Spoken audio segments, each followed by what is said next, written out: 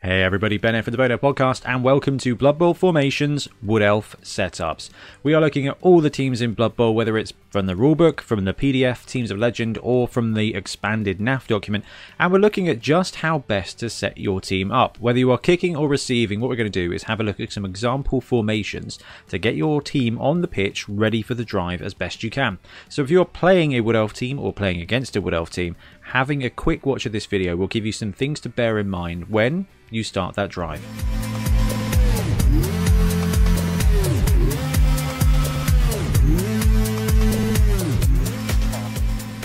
So first things first, let's have a look at some of the players we've got on the Wood Elf team.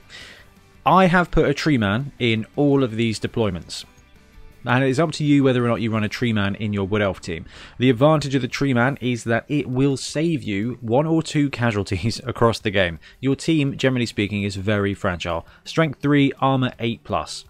Now, there's some really good players on this team, but the general lineman, if you catch him and if you punch him, does tend to fall apart.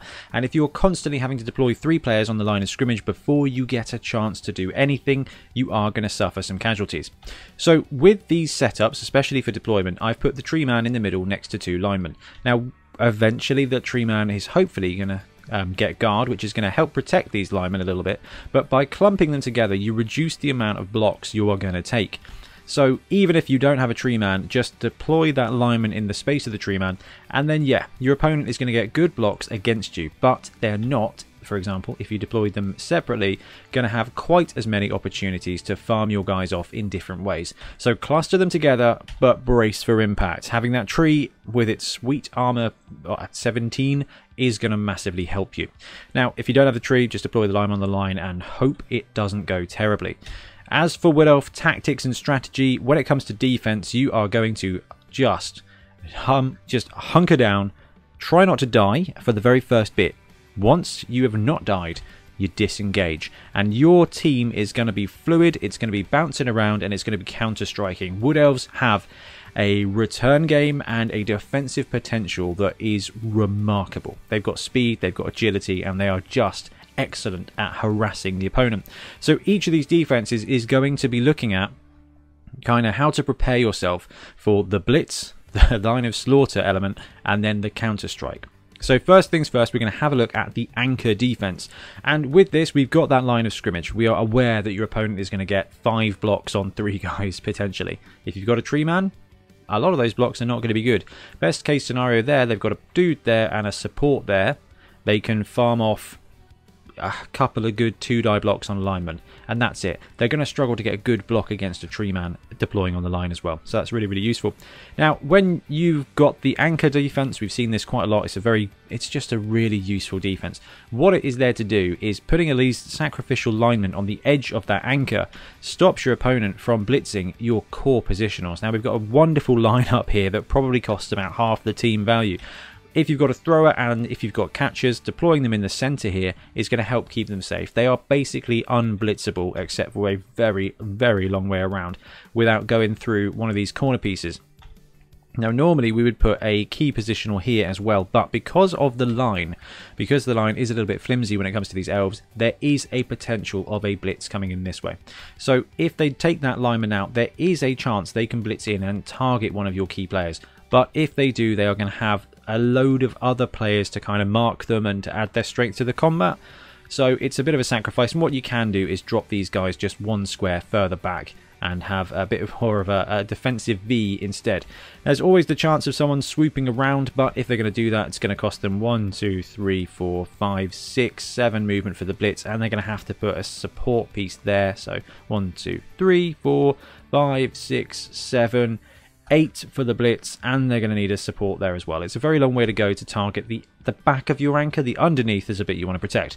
These guys are kind of fair game, and you know what, that's okay, because you only need 7, 8 players to be an absolute nuisance, and that's where phase 2 comes in.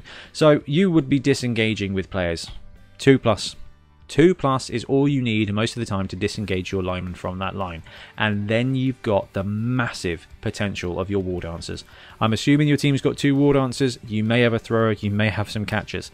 Catchers being movement 8, war dancers being movement 8, all of them being edge 2+ means that you've got a huge amount of flexibility when it comes to counter striking. And war dancers do have leap. Now leap got significantly worse in this edition. It's the best it's ever going to be is basically a 3+ instead of a 2+.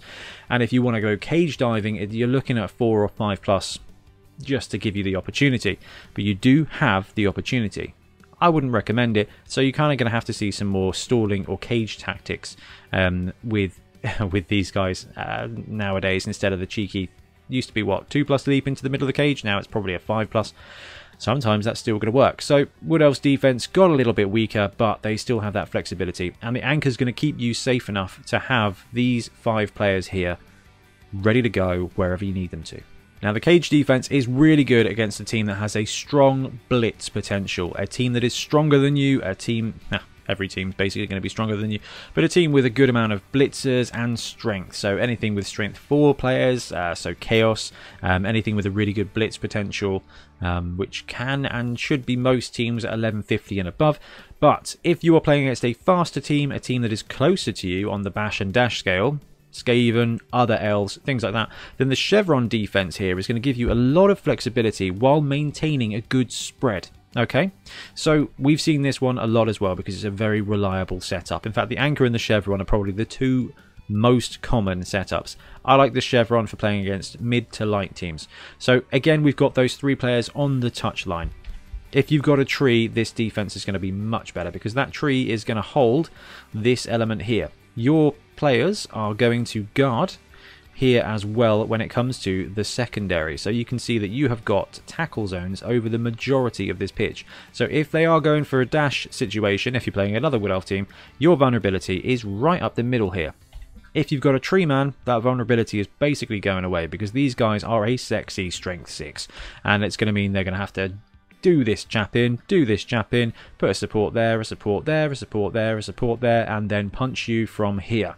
That's a lot of effort. They can do it, and if it does work, you can just actually stand firm and just get right in the way. And then, yeah, they've got a running lane.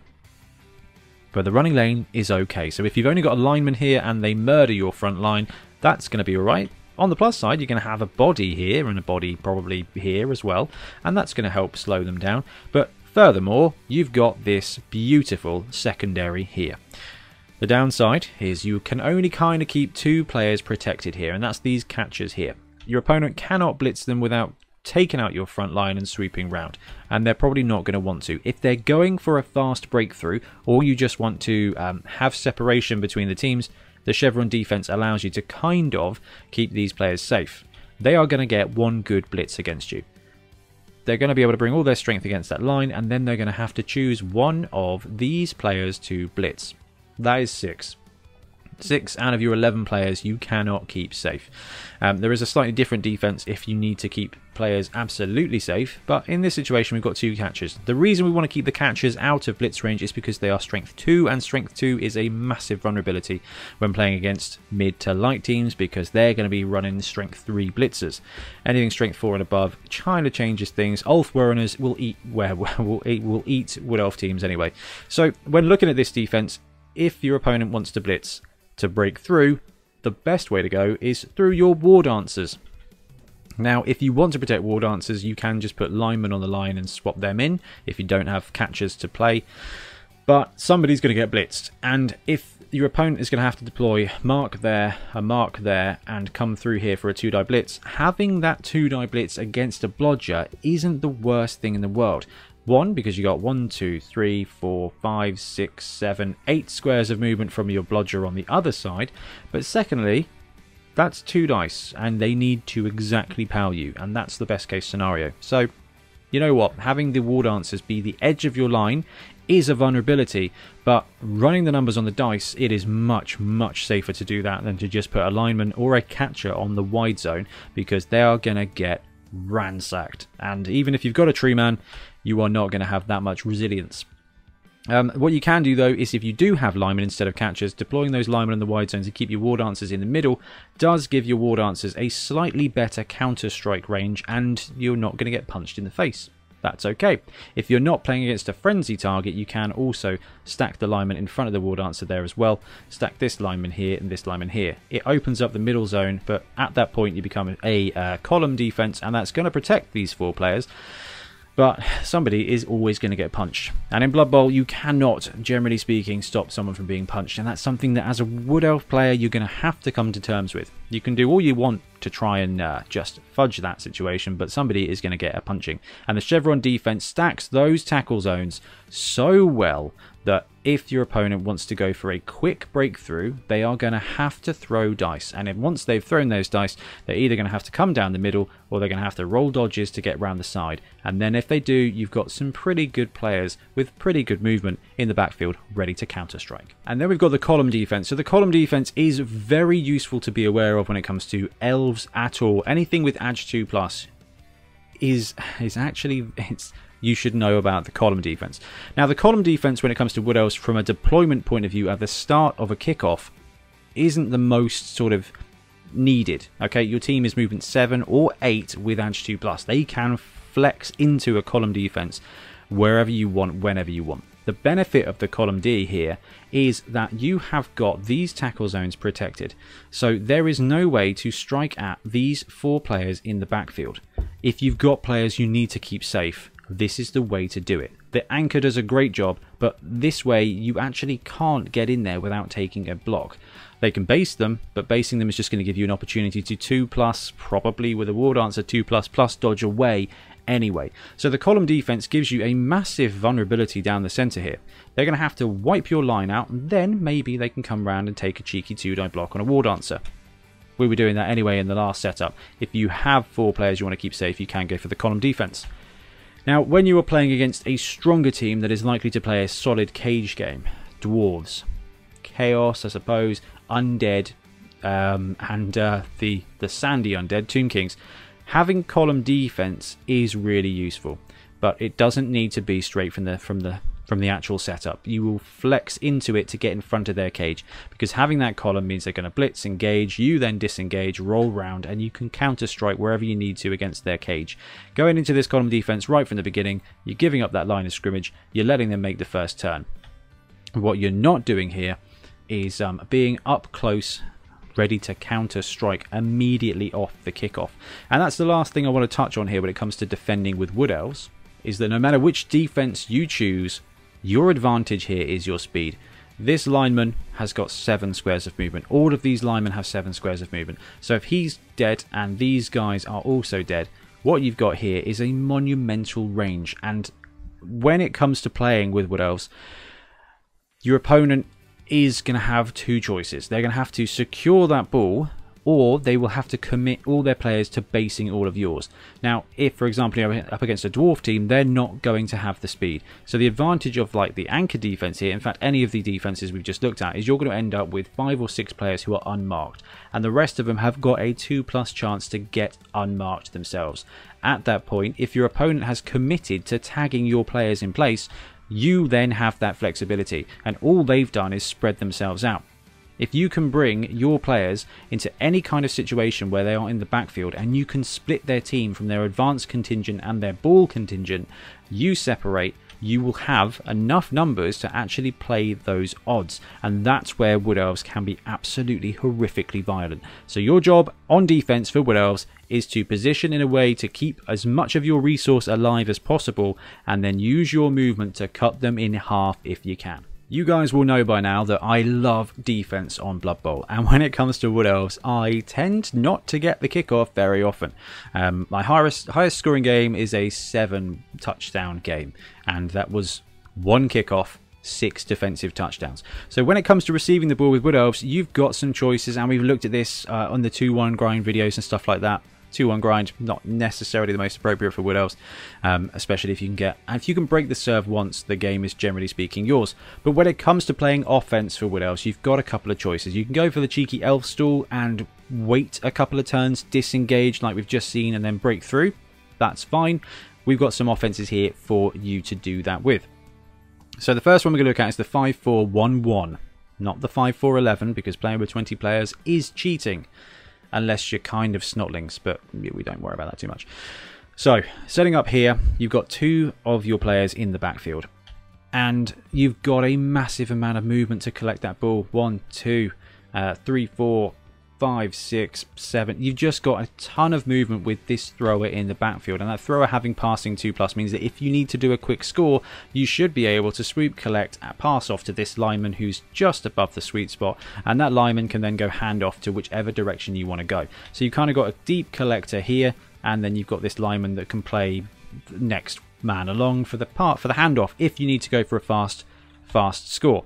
Now, what's more likely to happen when it comes to playing on defense is your opponent is going to go, okay, Wood Elves are a fast offense, I'm going to deploy column, or I'm going to deploy chevron, and I'm just going to let them have my front line. Or they're going to deploy real heavy on the front line with not a lot of strength in the backfield. Both of those things play in perfectly for you. If your opponent plays with strong defense, as in a deep defense, you don't need to rush things at all. So having players split out like this is no problem at all. What you get to do then is maybe collect the ball next turn. Maybe just move the lineman down and wait on the thrower until the last activation. Then if they siege you that front line, just murder things as much as you can, because these 3 blocks on a kickoff are going to be the best blocks you get all game. Every time you get a kickoff as a Wood Elf player, you have to maximize those blocks, and that does mean, if at all possible, farming along the line whichever way you're trying to strike. Okay, so ball lands here, you want to push that line that way. Now, we've done a theory Thursday about pushing the line one way or another. So you want to block, and you want to block downwards so that you can keep blocking downwards. And if they don't go down, then what ends up happening is you can form a bit of an L here. Hopefully you've got 4 blocks over there, and then you can maneuver your team one way or another. Like I said, if your opponent's deployed heavy on the line, you don't need to deploy so heavily. If they have deployed so heavy that they've gone 5 deep, actually, you can move your war dancers up here to play tight ends. You put those extra 2 there, 2 die block up, 2 die block up, 2 die block up. You've got a lot of strength there, and then your war dancers are actually still available. Now, in all of these offensive setups, I've not deployed our guys right on the line, but you can. It's up to you and how much speed you need. I like to deploy them a little bit deeper because it just gives you a bit more flexibility when it comes to defense. You don't need to be running 8 squares deep when the pitch is 13 squares. That's only going to leave 5 squares. You only need to wander 5 squares into the opponent's half to be in scoring range with... Actually, you only need to wander 6 squares in with any player to be in scoring range of a touchdown for 2-turn touchdowns. Okay, a lineman can deploy here, walk forward without go for it, and score on the second turn. That is the speed you are dealing with here. And if they have to make a dodge, it's going to be a 2+. So, 5, 4, 11. You've got that contingent to win the line. You can move up war dancers to support, but as you are spaced here, you will see that you have got all of these tackle zones in place. So if a blitz threatens you, the best they're going to be able to do is punch one of your dudes and commit one side. And once they've committed one side, you get to just go the other. You just get to disengage and go the other way. So control the line, and then depending on the need for speed, you can score as quickly or slowly as you kind of want. So even from the 5-4-1-1, you can score pretty quickly. Your 2-turn touchdown situation is a bit vulnerable if you spread out your players like that. It slows you down. This one is going to be faster. So heavy flank, if you need to score in 2 turns, or you can go by that risky elf tactic of, I've received the ball at the beginning of the game. I've got a pretty good defense. I think I'm going to score as quickly as possible. And then just play the 2-1 grind in reverse and hope for one way to break. So heavy flank, we've looked at this before with other teams, and the Wood Elves are... they're not bad at it, okay? This is a fantastic way to rack up the score. And if you get to kick or receive, kick it away with Wood Elves is a fantastic choice. It gives you one solid opportunity to break that serve. Then you can do a cheeky 2-turn touchdown, and you will go into the next half with another opportunity for a cheeky fast touchdown. And by that point, you may just be up 2 to 3 touchdowns, and then it's just all great. You probably lost a few elves, but we don't worry about them. Haven't put a tree man on this diagram, but tree man just goes here, I think. So heavy flank offense, you put the thrower away from your direction. You put a lineman in support on this side. And then you put a lineman up top here to defend against the blitz. So if you can see our tackle zones here, if there is a blitz and the ball lands here, yeah, not so great. But there's not really a huge amount you can do without spreading your players out. This is a kind of risk reward. But if your opponent kicks here, the ball lands here, they roll a blitz, and they've got players here who are fast enough to collect it. You know what? You've got players here that can come in and free up that ball. And if the kick was going over there, you're going to have a tough time anyway. But thrower up here can bounce back, can then either cheeky quick pass to them, they can hand off to whoever, cheeky pass to him, he can hand off to whoever. You've got a massive amount of return space and return speed, and you want to get the ball to one of these guys here. One of them. It does not matter. And the way we stat the line here, if you've got a tree, that's even better, because what you're trying to do is block this dude in and follow up. Alright, that frees up your double tight end layout here with 2 war dancers, 2 catchers if you've got them. If you don't have them, don't worry about it at all. Your linemen are movement 7 edge 2 instead of movement 8. These guys have dodge, these guys have dodge, which means they are, you know, better defended, but it doesn't matter too much, because your goal here is to maneuver the ball to one of these pieces, flood up, create a side cage, go for a very profitable blitz with a supported war dancer probably, but you want to move up 5-6 squares, shield up with 1 spare element out loose. Your opponent's then going to have to deploy 2 elements on your spare piece and then try and crack that cage.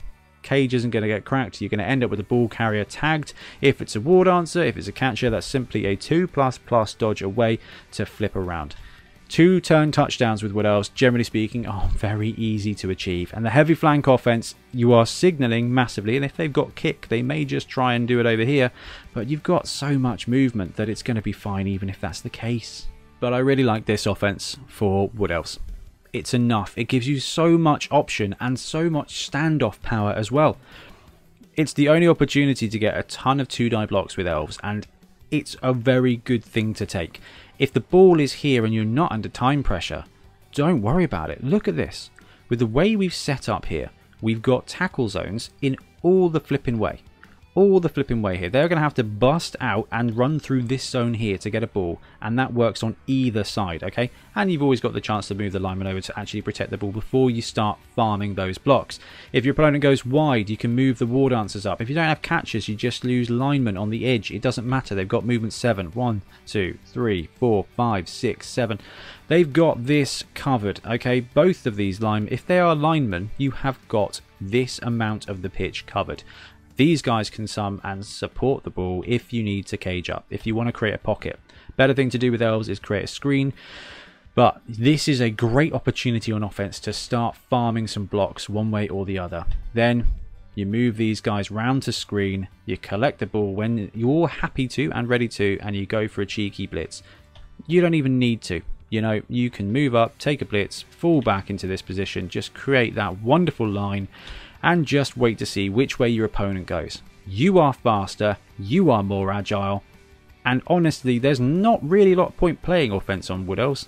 You just wait for them to play, wait for them to commit, and choose your way to win, basically. It's a really interesting team. It has been powered down a bit. You can see that actually you've got a little bit less flexibility when it comes to the return game, now having passing 2+ only on your thrower, everybody else being 4+. But you know what? That's fine. Leap got nerfed, passing got nerfed, and Wood Elves are still top tier. Love it. Right, thanks very much for watching, guys. That's all I've got for Wood Elves for you. Please let me know if I've missed anything or if you've got a better idea. Otherwise, we'll be back soon with more Blood Bowl content. Happy blocking.